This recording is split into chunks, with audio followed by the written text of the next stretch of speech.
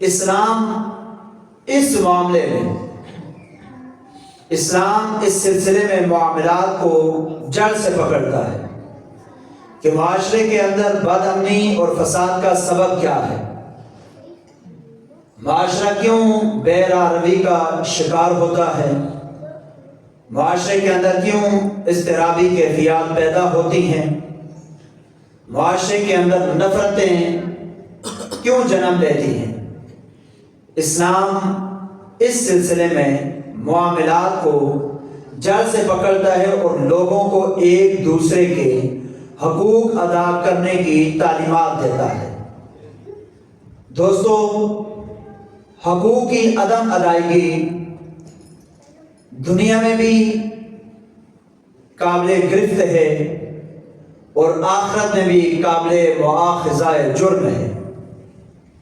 جب حقوق حق نہیں ملتا کسی کو، اگر وہ استاد ہے اسے حق نہیں ملتا، وہ شاگرد ہیں انہیں حق نہیں ملتا، ڈاکٹر ہیں انہیں ان کے حقوق نہیں ملتے، مریض ہیں انہیں ان کے حقوق نہیں ملتے، عام رعایا ہے انہیں ان کے حقوق نہیں ملتے، اسی طرح اولاد ہے انہیں ان کے حقوق نہیں ملتے، تو پھر معاشرے کے اندر بد امنی پیدا ہوتی ہے، معاشرے کے اندر فساد پیدا ہوتا ہے اور سوسائٹی کے اندر بگاڑ جنم لے لیتا ہے۔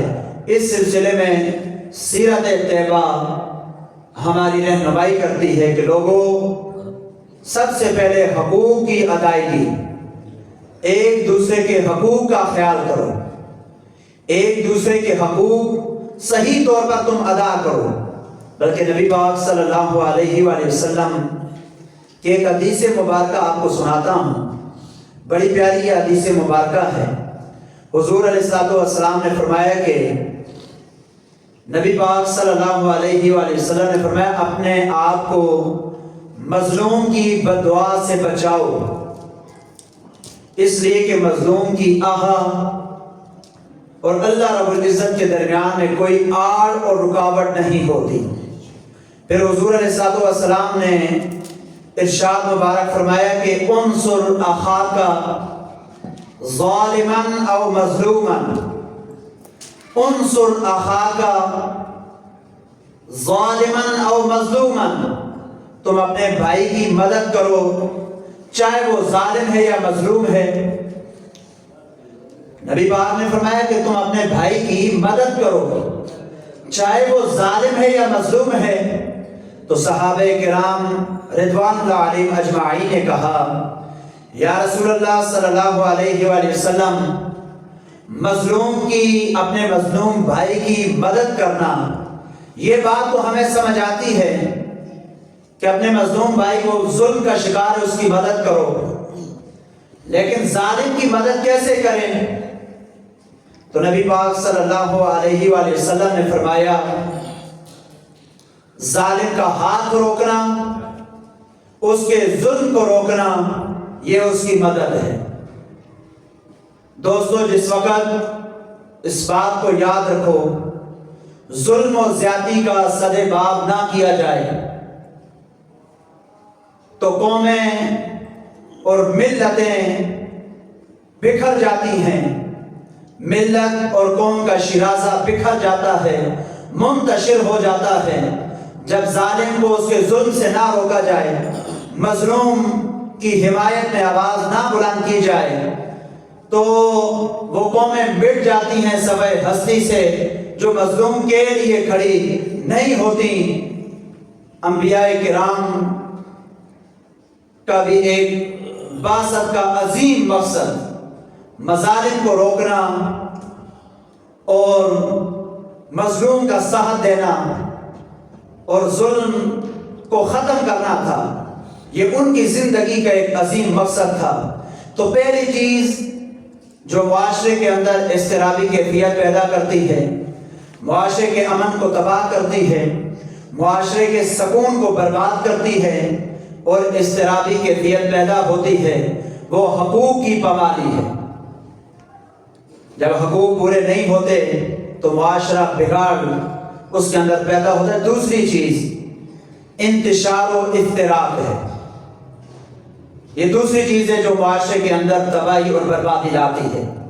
جنگ و جدل، جھگڑا، نفرت، مشکلات، گالم گلوچ، یہ وہ عوامل ہیں جو معاشرے میں اضطراب، انتشار اور افتراق کا سبب بنتے ہیں۔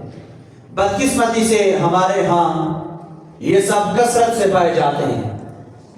گالم گلوچ بھی، لڑائی جھگڑا بھی، نفرتیں بھی، اور دوسروں کے لیے مشکلات کھڑا کرنا بھی۔ جنگ و جدل، لڑائی جھگڑے، یہ کس بنا پر ہوتے ہیں؟ لڑائی جھگڑے، جنگ جدل، نفرتیں، اس کی وجہ کیا ہے؟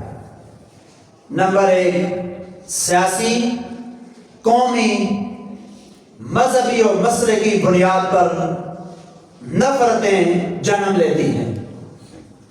جس وقت، حالانکہ یہ بات تو ٹھیک ہے کہ اختلاف رائے کا ہر کسی کو حق حاصل ہے۔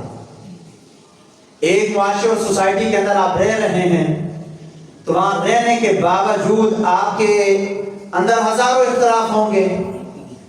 اس طرح یہ کائنات اللہ نے بنائی ہے تو ہر چیز کا نظریہ دوسری چیز سے مختلف ہے۔